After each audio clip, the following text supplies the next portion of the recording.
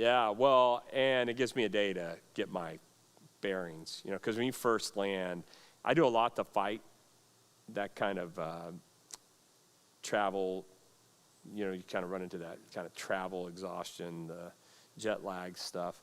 I've found ways to fight it, but even doing that, it would still be nice to have 24 hours to just look over my notes before launching into a 5.5-day set on the book of Ephesians. So it'll give me 24 hours to do that. Though I'll probably sleep the entire time.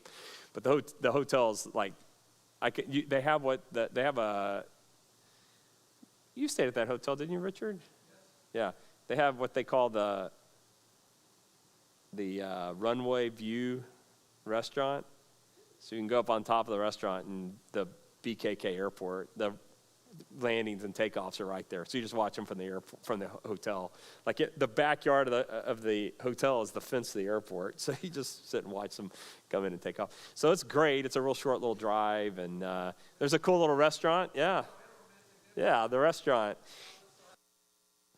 Yeah, that restaurant's cool. It's good, and it's super cheap and an easy walk down there. Yeah, Richard's been there. So I'll stay one night, and then I'll check out, and then, well, I won't check out. I'll just hand him the key and tell him, hand this to this guy named Joseph the next night. And then he'll spend the night, and then he'll fly out the next day and come to Yangon. But, yeah, so we'll see. All right, well, we have been working through the book of Revelation. Yeah.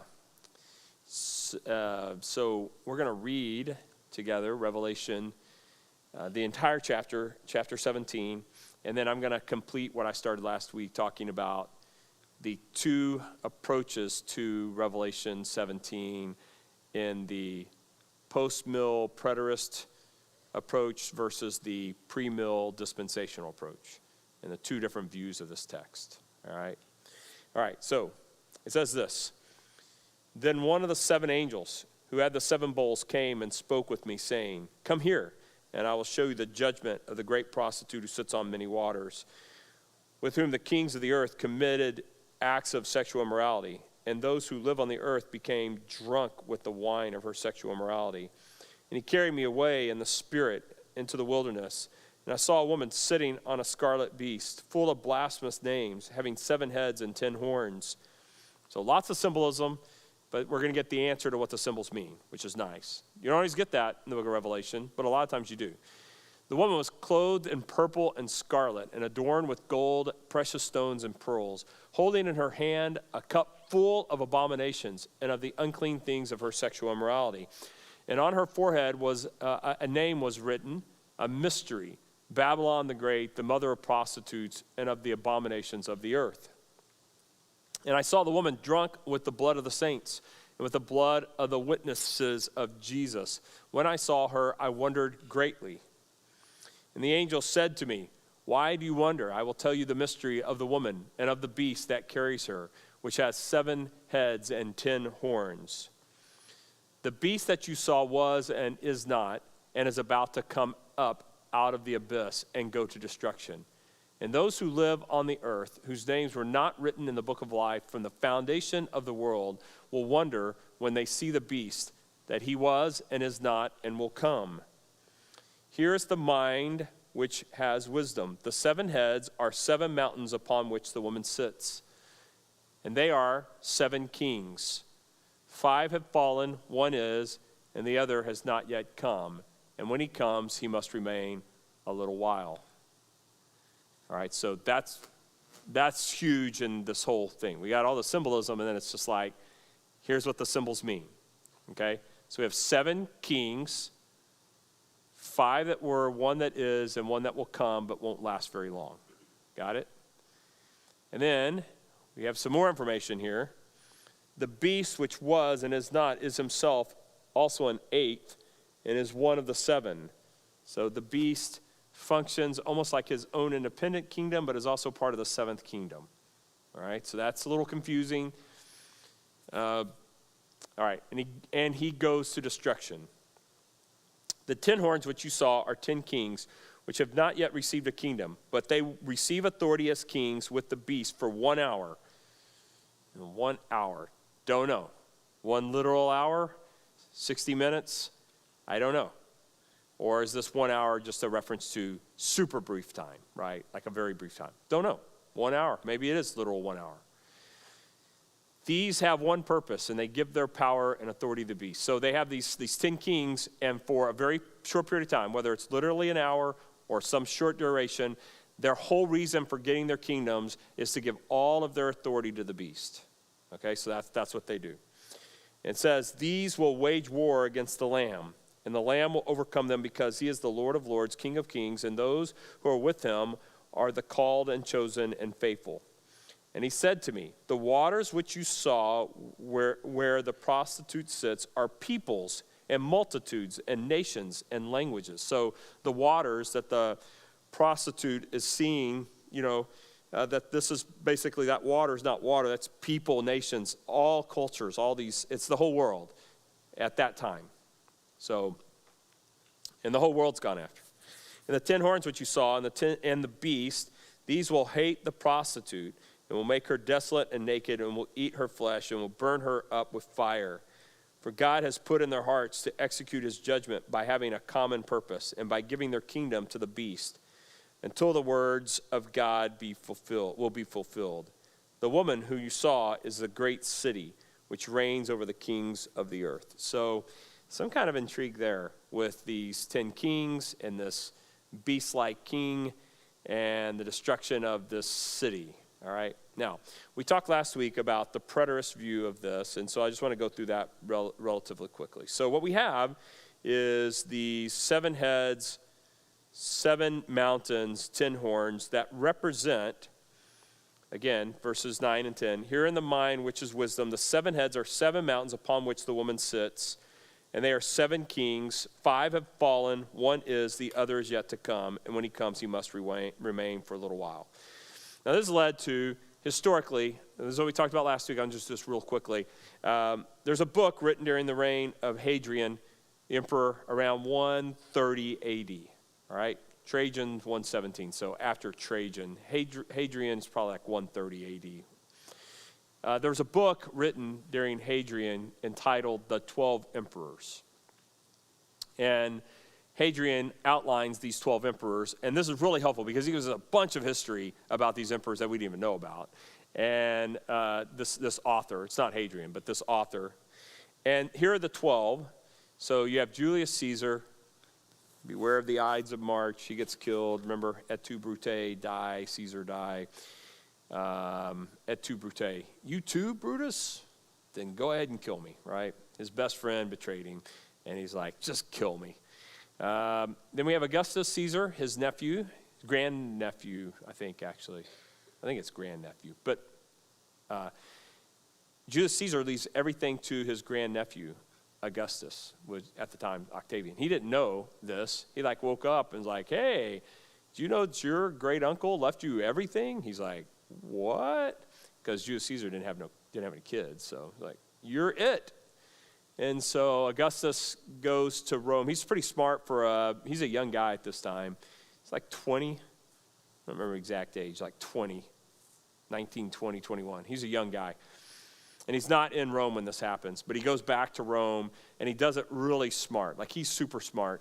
And so he reigns for 40 years, and he is really good at it, okay? So then you have Tiberius, you have Caligula, you have Claudius, you have Nero, you have Galba. Now, there's good ones. Tiberius and Claudius are really, really good. Caligula is awful, but he had syphilis, and he got syphilis and it made him lose his mind. So the syphilis made him not such a good ruler. And then Nero was pretty good to start with, but then he loses it. And after about 4 years, Nero just loses it. He's not okay. Kills his mom, kills his half-brother. He's not okay. Galba takes over for a year. Then Otho takes over 3 months.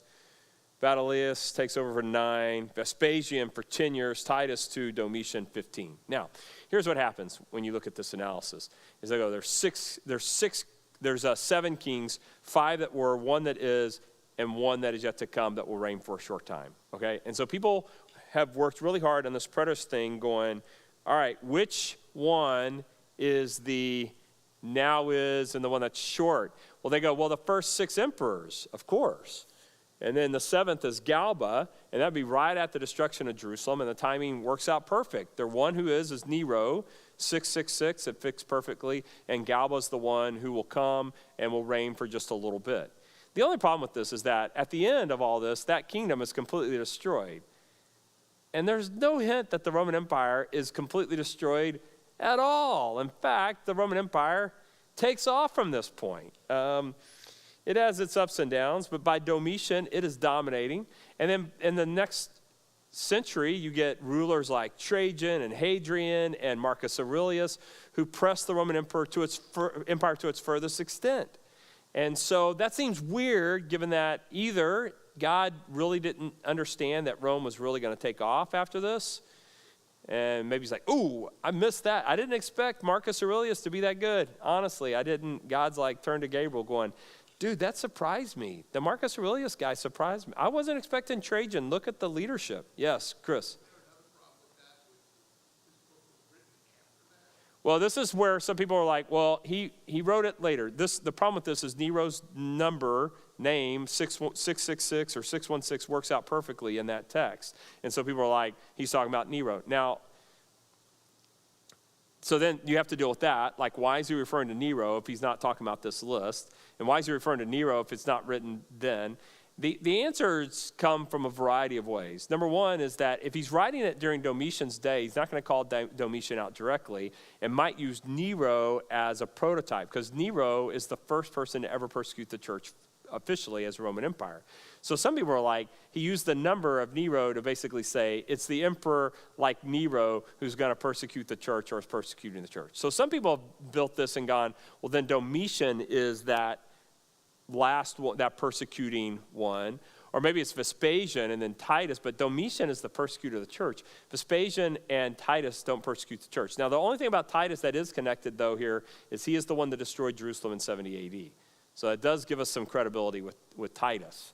The Arch of Titus is still in Rome today, and on the Arch of Titus, there is inscription of Roman soldiers carrying the menorah out of the holy place. Like you can see it on the arch. Yeah, and this arch dates from around 70 AD. So pretty amazing stuff, right? So there's a lot of discussion here about this. Like, which are the 5 that were the one that is and the one that's to come and live a short time? And some people were like, well, Vespasian, that's when he wrote it, and Titus. But again, this comes with, at the very end, the complete destruction of all this. And you don't get that with any of these emperors. So that makes that challenging, right? So you kind of go.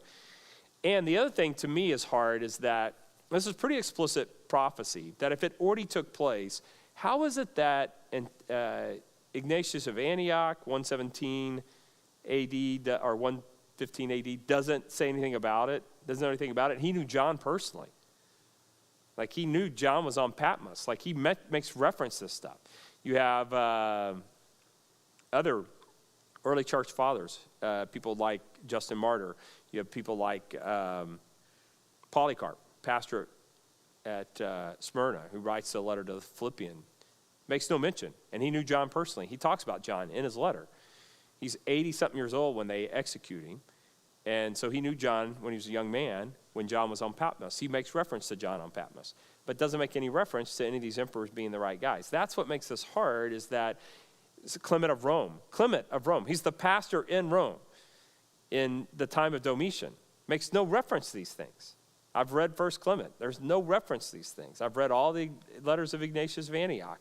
I've read the stuff of Justin Martyr and Polycarp. I've seen no reference. I went back a few weeks ago just to check. Read through all of Ignatius' stuff again and Polycarp again to just see. They make any reference here that makes me think this stuff has already happened or these are the things. And they make no reference to them, which is weird. Now, silence is a difficult argument. Arguing from silence to say, well, someone should have brought it up, is a very difficult thing. Because it's not like history in America today, where there's a billion historians all writing stuff. And we can go, okay, well, what happened in 1776? Answer, well, we have the actual historic documents. We have all that stuff. And we have authors and newspapers and historians from right at that time period who wrote all kinds of things. You just don't have that first century AD. Not at this volume like we're used to. So now maybe someone's going to come across an early church father. They do discover this stuff even now. It's not as common now to be finding stuff, but you can still find something today. And maybe someone's going to find something and will go, oh, look, there's all this evidence that this has already taken place. So, yeah, that's the challenge of the 12 emperors being involved in the 5 that were, the one that is, and the one that will come and will reign shortly. It's possible, but it's just there's not extra biblical references, and where do we start and end? Which one's which? And it could be Nero is the 6th, and then this Galba is the 7th, who will reign for a short time. That's possible. So those who are preterists say this is for sure what's going on here. And so Nero's clearly being referred to here, and that's what's happening. Okay, so for preterists and post-mill, they make a strong argument that historically these emperors will line up with the material found in Revelation 17. Okay, questions about that? No? All right.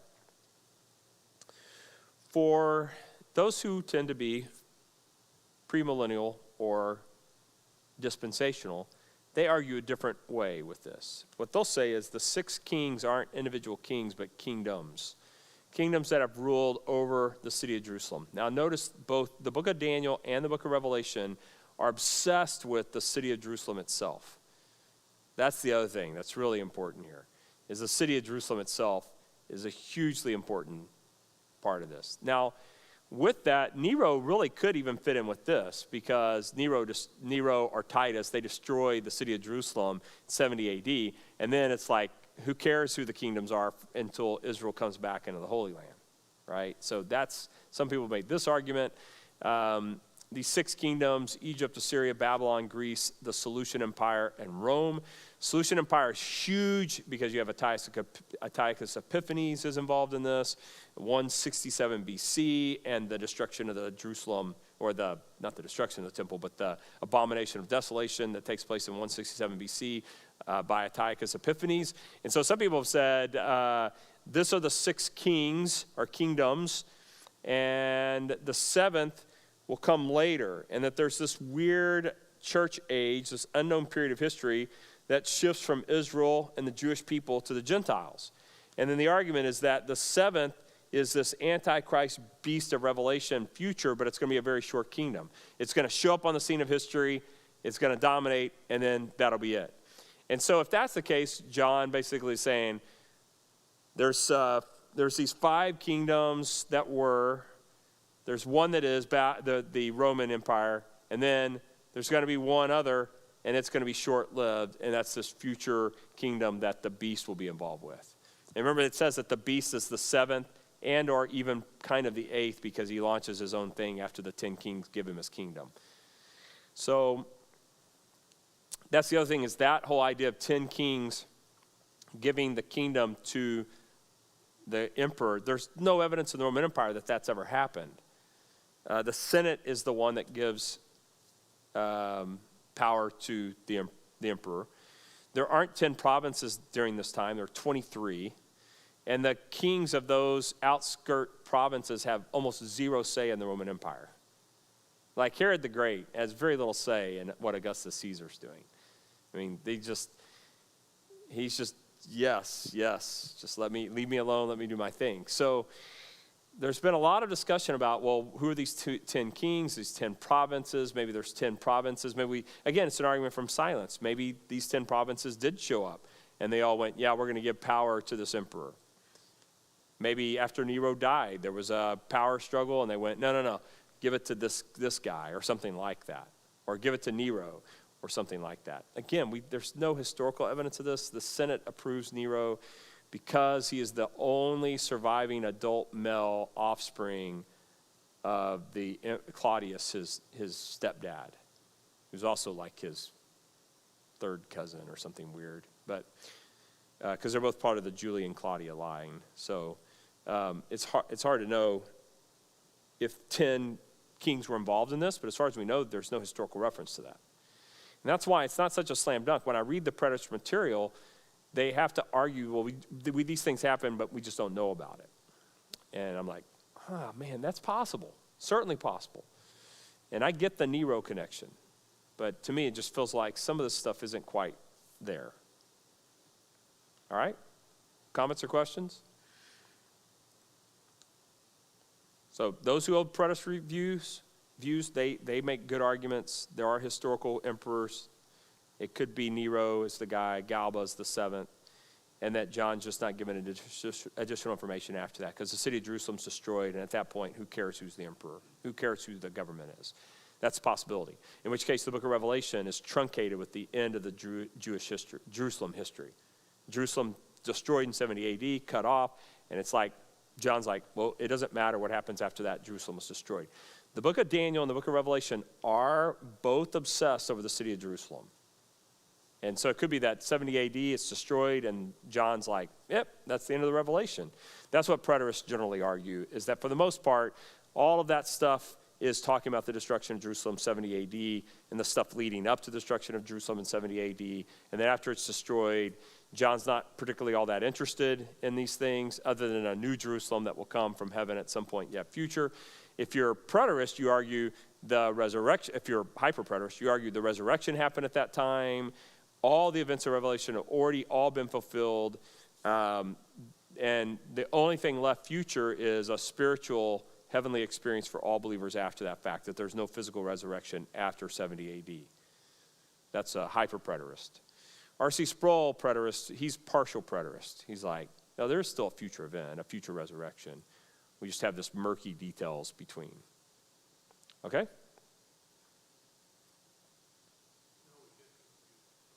Yeah, it is confusing. So in short, either these 7 kings are the 7 emperors from the Roman Empire, or they're 7 kingdoms with a kingdom still yet to come.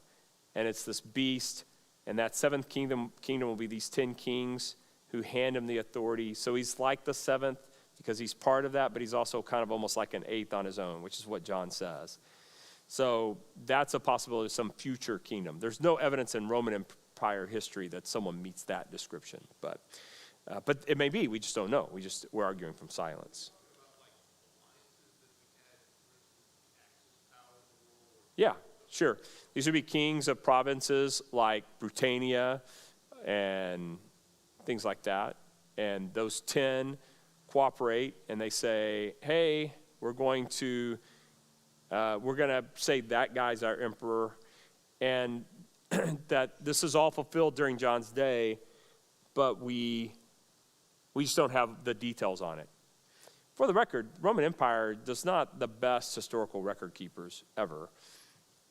There's some history there and stuff, but it's not like the U.S. government where C-SPAN, you can go back and watch something from 2003 and watch the entire hearing. Like, it's not like that. So, again, it's an argument from silence. So preterists will argue this happened, we just don't have the historical records to show it. But John knew about it.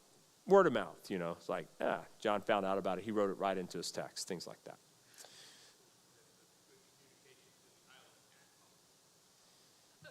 Well, if he's there with Roman soldiers, yes. Yeah, Roman soldiers are coming and going. So being on the Isle of Patmos would not cut him off from Roman history. It might cut him off from the church or some other things like that, but would not cut him off from access to Rome, what goings on in the Roman government. So, yeah, that's not a reach. Yeah. And if you're a Roman soldier, these things probably would be pretty intriguing. Because every time the emperor changes, you're like, I bet we're going to war. We're going to war again? So, it's just, there's always that issue going on. And they had a long history there. The first few emperors, there was lots of war because of it, right?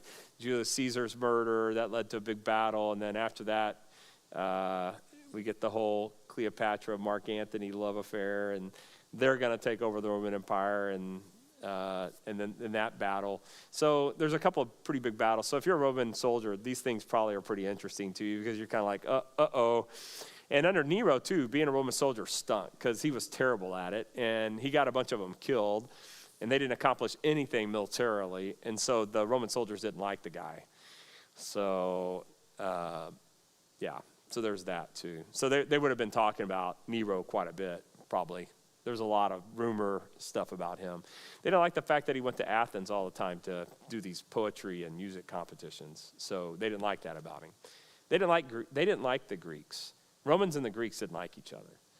The Greeks viewed the Romans as, barbarians who eat too many foods with their hands. I don't know, whatever, something like that. And the Romans viewed the Greeks as snooty and obsessed over minutia and into poetry and singing competitions. What's wrong with these people? So, so they didn't like American Idol. Romans would not have liked American Idol. Yeah, they would have been out on X Factor. But the Greeks would have been like, wow, this Simon Cowell's the greatest thing ever, right? They would have loved him. But the Romans would have been like, this is terrible. We're pulling this off the air. So, yeah. All right. They would have liked Thanksgiving, plenty of food. And they liked the parade. So, yeah, I saw that the Thanksgiving parade was the most watched in Thanksgiving parade history this year, which surprised me. I didn't know anyone even watched the thing anymore. But apparently it broke its all-time TV record. That's pretty amazing. Okay, well, I didn't know it. But the Romans like parades too. So parades and lots of food. That does work with the Romans. So maybe we are Babylon after all. All right. So in the book of Daniel, chapter 7, this is where we have 4 kingdoms named. So this is complicated. So we have these 4 kingdoms. And the 4 kingdoms in this case, it starts with Babylon, as you guys know. Babylon, Assyria. Babylon, Medo-Persia, Seleucia, and then the Roman Empire. These are the 4 kingdoms named there. But notice there's 10 horns out of this kingdom. 10 kings will arise, and another will arise after them, and he will be different from the previous ones and will humble 3 kings. So there's this 10 horns thing. So a lot of people have paralleled these two, the book of Daniel, with this. But here's the only thing about this. In Daniel chapter 7, 25, 26, he says, and he will speak against the Most High and wear down the saints of the Highest One, and he will intend to make alterations in times and in law, and they will be handed over to him for a time, times, and half a time. But the court will convene for the judgment, and his dominion will be taken away and annihilated and destroyed forever. So time, times, half a time. This is 3.5 years, which is a huge aspect of both the book of Daniel and the book of Revelation. So we have these 10 horns. We have this time period of 3.5 years. These things sound eerily familiar, right? Now, here's the only thing, though, is Daniel 7:27 says, here's what brings an end to that. Then the sovereign, the dominion, and the sovereignty and the dominion and greatness of all the kingdoms under the whole heaven will be given to the people of the saints of the Highest One. His kingdom will be an everlasting kingdom, and all the empires will serve him and obey him. Now, the way you deal with this, if you're post-mill, is you say, that's what we're in right now. Post-mill will say, we're right now under the glorious reign of the church and the gospel of Jesus. And so post-mill tend to be very optimistic. Post-mill tend to be very optimistic. They things are going to get better. And Jonathan Edwards was post-mill. Jonathan Edwards was like, hey, this revival thing's breaking all over the world. Jesus is ready to come back. Keep preaching. We'll get him to come back. And Chiliasm, a terrible doctrine, which is that we can somehow through missions or evangelism induce the return of Jesus through our effort. This is such a weird thing. This has been primarily done with reference to Israel. Evangelistic efforts to Israel during the late 1800s, early 1900s was driven by this idea, if we get revival to break out in Israel, Jesus will have to come back. And Jesus is like, man, y'all almost made it. 10 people short. Sorry. So close. The Father and the Son, they were holding their breath like, oh, they just didn't evangelize enough. They almost had us. So that kind of Chiliasm has been created from texts like this post-mill worldview that says things will get better and better, evangelism will take over. And the reason post-mill really blew up during the 1800s is that the gospel blew up during the 1800s. 20% of the world's population is believers or Christians in the year, at the time of the American Revolution, 1776 or whatever. About 20% of the world's population Within 100 years, 35% of the world's population is Christian. So it's unbelievable. And the population growth during that time period explodes. So it's unbelievable. They not only keep up with population growth, they almost double that in expansion in terms of the gospel. The gospel hits places like China and India. The gospel hits places like, Myanmar, where I'm heading in a few weeks, where Adoniram Judson is, stuff like that. And you just get this explosion of gospel reach. People like William Carey, Adoniram Judson, Lottie Moon, the whole missional movement, all this kind of stuff. So during that time period, during the 1800s, this real optimism started growing. I'll tell you what hindered it, though, in the post-mill optimism was the American Civil War. Because a lot of the theology from American theologians was very post-mill, very like, man, it's getting better, and then we start killing each other. And they went, never mind, it's not getting better. And so the Civil War actually put a bit of a slowdown on post-mill theology. D.L. Moody then, D.L. Moody, who, by the way, is the greatest revivalist of the last couple hundred years. The success he had preaching far eclipses, outside of maybe Billy Graham. But in terms of percent of population and impact, no one impacted populations more than D.L. Moody, especially the British Empire. His preaching ministry radically altered the trajectory of the British Empire. No one's ever had greater impact on England in their history. Not Henry VIII, not anyone, in terms of changing a culture through his efforts. And the weird thing is, he almost went home because the first couple of days he preached there was like 20 people at his services. He's like, man, I don't think they want me here. I may just take the boat home a little sooner than I planned. He was supposed to be there for a month. He wound up being there for like 2.5 years. And by the time he was done, the number of people he preached to was 2 times the population of the British Empire. So many people went to hear him multiple times. Just unbelievable impact. And I think I've told you this before. There's places in Scotland that shut down their police departments. No one's committing crimes. They turn the police departments into quartets to sing at churches. There's no one in jail, no committing crimes. The revival swept through Scotland so severely that they're like, no one is drinking, no one's getting in a fight, no one's getting arrested. They went a decade like this.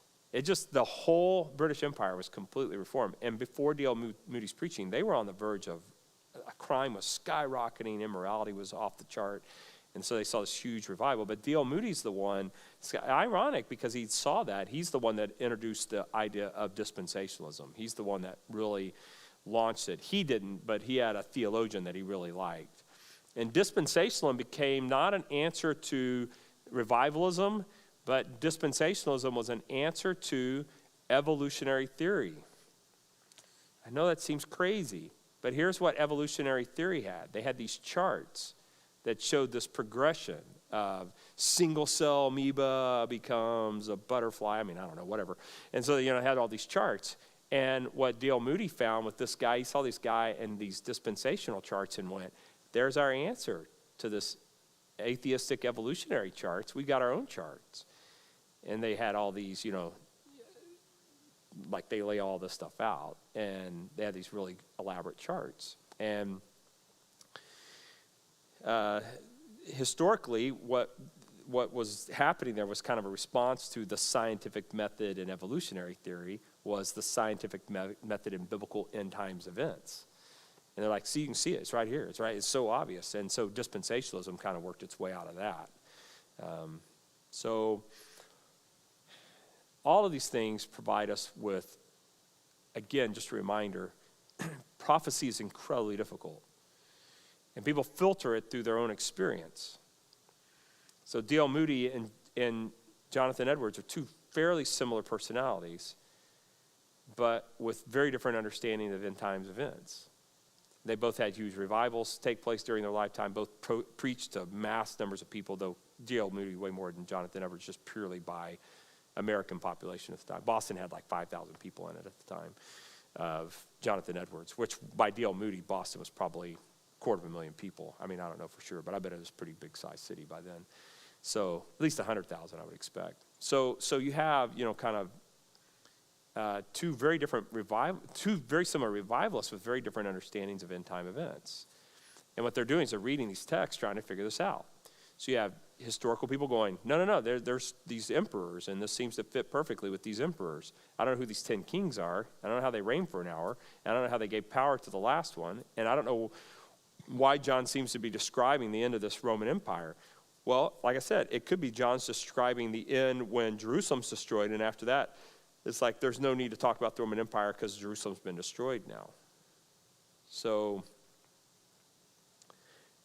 Daniel also has this vision of the fourth kingdom being bowled over by a giant boulder, and people have been like, that's the church destroying that fourth kingdom, right? And that may be. That seems like a fairly good interpretation of that text. So there's a lot of moving parts here. The other thing that is always of intrigue to me is the 70 weeks at the end of Daniel 9. 70 weeks, 77s. A lot of people have said these are 77s, not 70 weeks. And the 77s be 490 years. And we're told some real explicit information here. 70 weeks will be decreed from your people for the holy and your holy city to finish the wrongdoing, to make an end to sin, and to make atonement for guilt, and to bring everlasting righteousness, to seal up vision and prophecy, and to atone and to anoint the most highly place. So you are to know and understand from the beginning of the issuing of the decree to restore and rebuild Jerusalem until the Messiah, the Prince, there will be 7 weeks and 72 weeks. It will be built again, and the streets and moat, even in times of distress. So people are like 69 years from the time of the construction of the city of Jerusalem and the rebuilding of the wall and all that kind of stuff, until Messiah will be 69 weeks, which works out to 483 years. If you ever read DTS, their commentary on this is really striking, because they give you Artaxerxes' decree on, it's like December the 7th, 444 BC, and they count the number of days until the assumption of the crucifixion of Jesus, and they get it to the day. Like, I'm not kidding. It's not like rounded to the year. They add up the number of days because you don't have a 0 AD BC. You have to take into account for that, and they compare it with Jewish calendar versus Roman calendar, and they add it all up, and they go, and it's March the 28th, 30 AD, and it's exactly 69 sevens, 483 years, not to the rounded year, but to the day. Like, they've got it charted out. I encourage you to go look it up. It's pretty fascinating stuff. They go, how many days? And then they take the days from the Jewish calendar and they lay it on the days from the other. And they go from Artaxerxes' decree to the crucifixion of Jesus. It's the exact number of days. First time I saw that, I just went, that's unbelievable. Now I look at it and go, that does seem a little bit unbelievable to me. So I don't know. Maybe they're accurate. It just seems pretty striking to me. All right, so, and then the next verse says this. Then after 62 weeks, the Messiah will be cut off and have nothing. Sounds like the crucifixion. And that's why they're like, hey, this is it. Crucifixion happens in 30 AD, March the 20-something, 30 AD. He's cut off, and the people of the prince who is to come will destroy the city and the sanctuary. The people of the prince who is to come will destroy the city and the sanctuary. Well, Titus destroys the city and the sanctuary in 70 AD. So if Daniel wrote this in 600 BC, he's begging God, tell me what's going to happen with the city. Remember, Daniel was a kid when he's taken away from the city of Jerusalem, and he's obsessed with it. He spends every day of his life thinking about the city of Jerusalem, right? You know this because he faces Jerusalem every day and prays every day. Oh God, forgive us. We were wrong. When are you going to restore us? Daniel also knows about the prophecy from Jeremiah who said 70 years.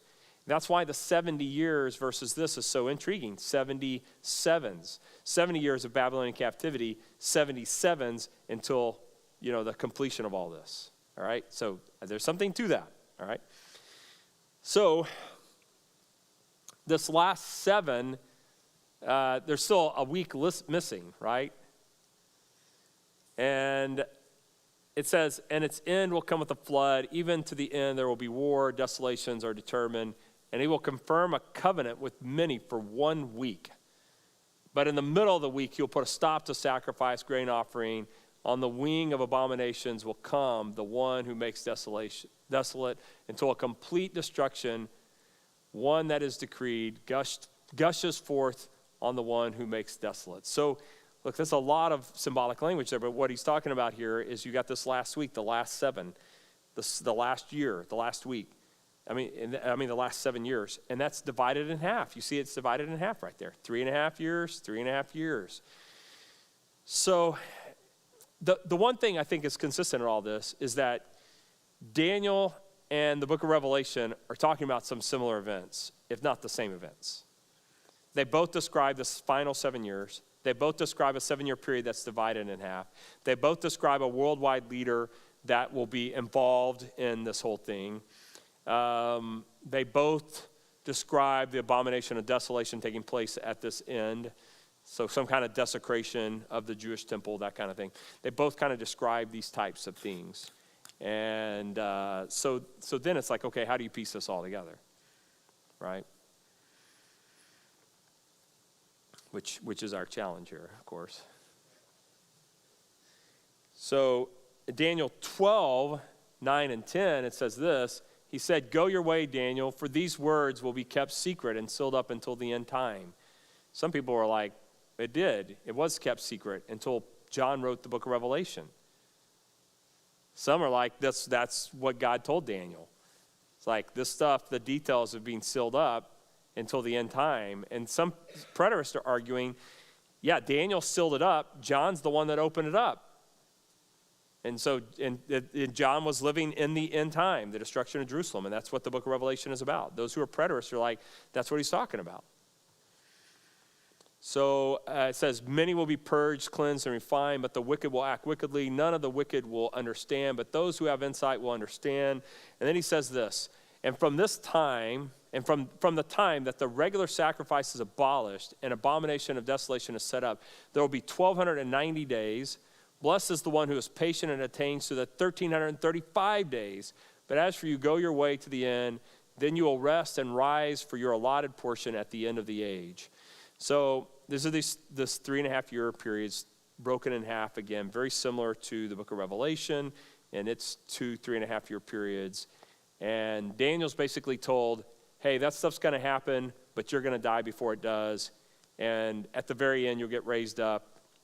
Don't worry, your reward's there, but you're going to die before all this stuff takes place.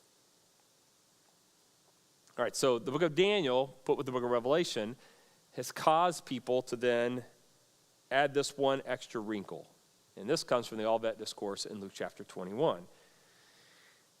So I want to go through the whole Olivet Discourse. I did that on a Sunday night where I taught Matthew's Olivet Discourse but compared it with Luke. It's a complicated text. It's worthy of about 10 to 12 weeks of study.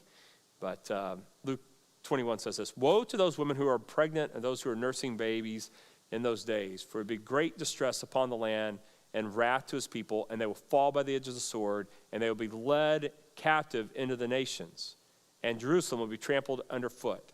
Okay, that sounds like the destruction of Jerusalem 70 AD, right? In fact, it is the destruction of Jerusalem in 70 AD. And then it says this, "Until the times of the Gentiles are fulfilled." So for dispensationalists and premillennial historical premillennialists, they say this. The 6 kingdoms are these 6 kings are these 6 kingdoms, where Rome's the 6th. Rome destroys Jerusalem, and then the time of the Gentiles starts. And the history involving the city of Jerusalem and the people of Israel is kind of put on the side until the Gentile time period is completely fulfilled, right? And then after that, then Israel will come back into play, and that's when these end times in the book of Revelation will take place. That's the argument from historical premillennialists, is that we're in, or there was this long extended period time of the Gentiles. And Romans chapter 11, Paul says this, I don't want you, brothers and sisters, to be uninformed of this mystery, so that you will not be wise in your own estimation, that a partial hardening has happened to Israel until the fullness of the Gentiles has come in.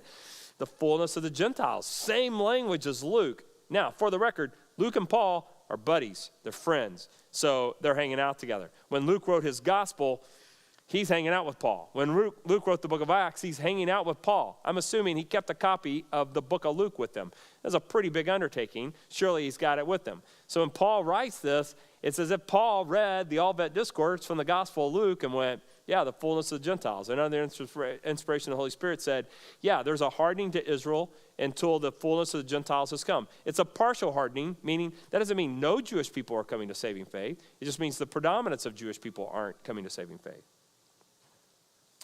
And he says the fullness of Gentiles, when it's come, then he says all of Israel will be saved. Now, preterists will argue 70 AD. They were all saved during the destruction with Titus. And I go, what historical reference? They go, well, we just don't have any records of it. I go, wow, that's a pretty big event to not have a historical record. All of Israel will be saved. They all come to saving faith, and no one wrote it down to say, hey, by the way, it was fulfilled. Like, that seems pretty amazing to me. Ignatius of Antioch doesn't say anything about this. And of all the people to not say anything, Justin Martyr in his argument with Trypho the Jew, you're telling me he doesn't even bring this up? And Justin Martyr talks as if this is all ongoing, like he makes reference to this kind of stuff. Great read, by the way, highly recommended. The argument with Justin Martyr and Trypho the Jew is a very good read. I highly recommend it. It's free, CCEL, Christian Classic Ethereal Library.org. You can read it for free. Same with a bunch of those others. Ignatius of Antioch, all the 7 letters to Magnesia and Ephesus and all those places, Smyrna and stuff. You can go read that too.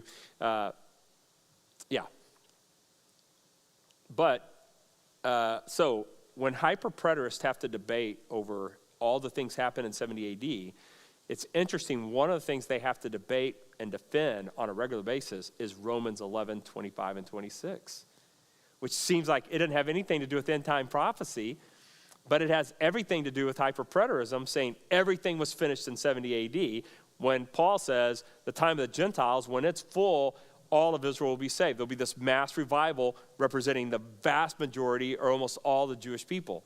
And all the non-hyper-preterists go, when did that ever happen? And all the preterists go, 70 AD, we just don't have record of it. All the hyper-preterists say, 70 AD, we just don't have record of it. So that's the raging debate. I know this because I told you, I got involved in these debates before, unbeknownst to me. The guy between me and the head of the Preterist Research Institute in Oklahoma, he would send my stuff to him and send his stuff to me. I thought I was arguing with the guy in the middle. It was me arguing with the guy at the head of the Preterist Research Institute. And I would write these long responses back. I wrote probably 300 or 400 pages worth of stuff in text messages. My thumbs were killing me. But anyway, so, I would respond back with like, what about this verse and this? And then he would get it, and he would send it to the head of the Preterist Research. That guy would respond, and then he would send that guy's response back to me as if it was his. So I was having this long dialogue thinking I was debating someone in my church, and he was literally just put himself between me and the head of the Preterist Research Institute in Oklahoma. Did you know that the hotbed of preterist theology is Oklahoma? But anyway, and so there's a famous book there that they wrote. The only problem is their first edition, one of the 5 authors in the first edition has now renounced hyperpreterism, wrote a book in response to that, so they had to make a second edition, pull him out, and put the head of the Preterist Research Institute had to rewrite those sections.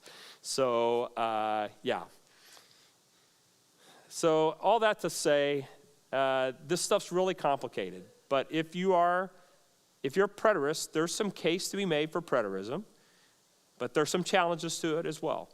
If you're historical premillennial or dispensational, there are some cases to be made here, but there are challenges to it, okay? Historical premillennialists sometimes don't do enough with 70 AD, and they ignore some of the historical references to the emperors. That could be there. Preterists, hyper-preterists, ignore statements like this. There's no evidence of a mass revival among Israel, and there's no evidence that the time of the Gentiles has been fulfilled yet. None. And it's this undetermined period of time. And the book of Daniel, I think, alludes to it, between the 69th and 70th week. It's the time between those two. It's that, why break those weeks into pieces like that? Messiah is cut off, this undetermined period of time, the city will be destroyed, and then this final 7, the 70th of the sevens, the final 7 years, the split into halves still has yet to come. And those who try to say, well, those 7 years were during the time of the destruction of Jerusalem, it doesn't work unless you go, well, they also attacked Masada for several years. Masada had a couple hundred people at it. That doesn't fit the book of Revelation at all. So both sides have some challenges. And so, all right, there's a few more things I didn't get to cover today. We'll cover next time. We got to pray. We got to get out of here. God, you're good and kind. Thank you for your word. God, we confess some of these things are really challenging. Help us as we work through them. We want to understand your scripture as best we can.